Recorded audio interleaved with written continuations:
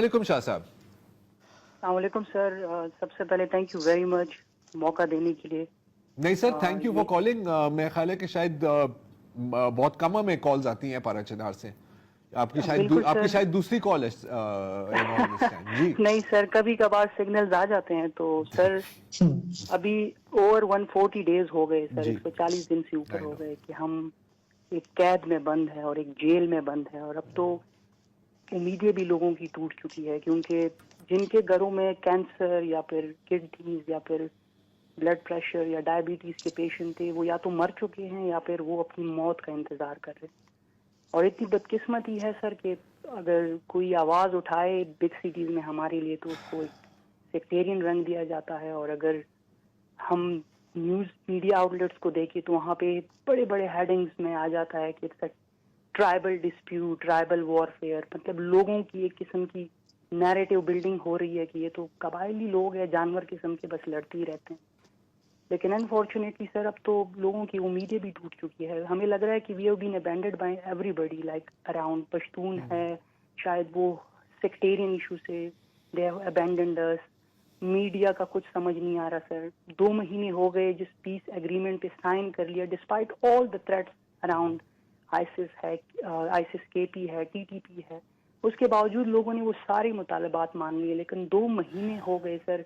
अभी इस वक्त भी जो मैं आपसे बात कर रहा हूँ, उसी रोड पे जो ट्रक जलाए गए थे उनके लोगों को काट के मतलब लेके जाया जा रहा है।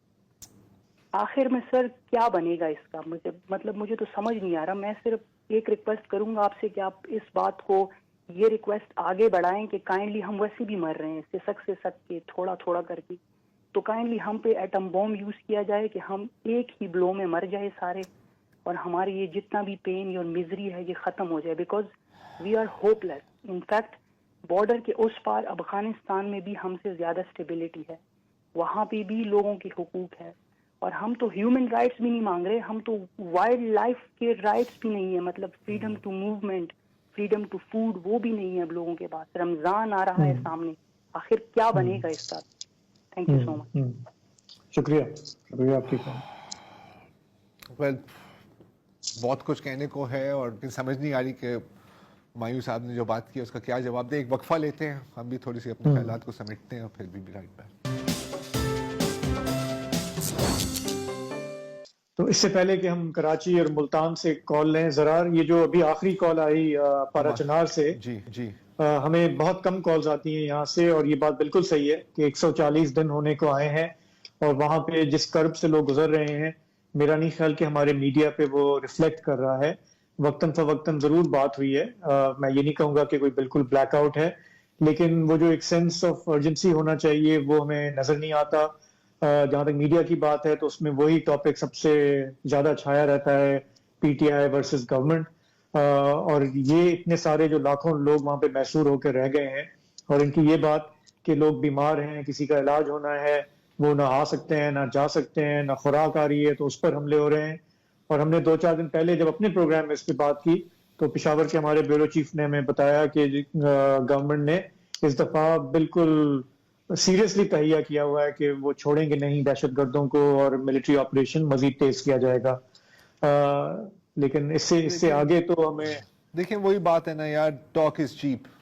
हाँ, टॉक इज चीप।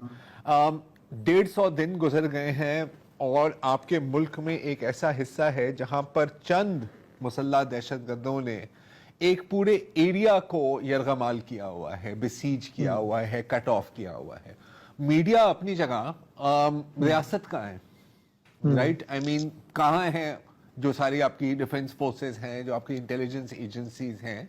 यकीनन कैपेबिलिटी तो है, लेकिन हम देख रहे हैं कि अभी तक वहां पर अटैक्स हो रहे हैं, सिक्योरिटी फोर्सेस पर अटैक्स हो रहे हैं। अब हम जानते हैं कि जाहिर है कि जैसे हुमायूं साहब ने भी बोला, आईएसकेपी है, टीटीपी है, एक पूरा अल्फाबेट सूप है मिलिटेंट ग्रुप्स का, लेकिन something has to be done. और बिल्कुल आई मीन मीटिंग्स होती हैं, मुआहदे होते हैं, एपीसीज होती हैं, लेकिन एक्शन इज नीडेड। अब वो जितनी भी आपको हाई लेवल का ऑपरेशन करना पड़े, और इसके अलावा तो कोई, मेरा नहीं ख्याल कि कोई और चारा है आपके पास, और जितने भी आपको वसाइल हाँ। इस्तेमाल करने हैं आपको करना चाहिए, या बिकॉज दिस वो इज करें, वो- इट इज वो अपने- ह्यूमैनिटेरियन क्राइसिस भी है और एक नेशनल सिक्योरिटी क्राइसिस भी है। आपका मुल्क का एक हाँ। हिस्सा है जिसको टेररिस्ट ने मतलब कट ऑफ किया हुआ है यार। अब इससे ज्यादा मैं हाँ, क्या हाँ। कह सकता हूँ।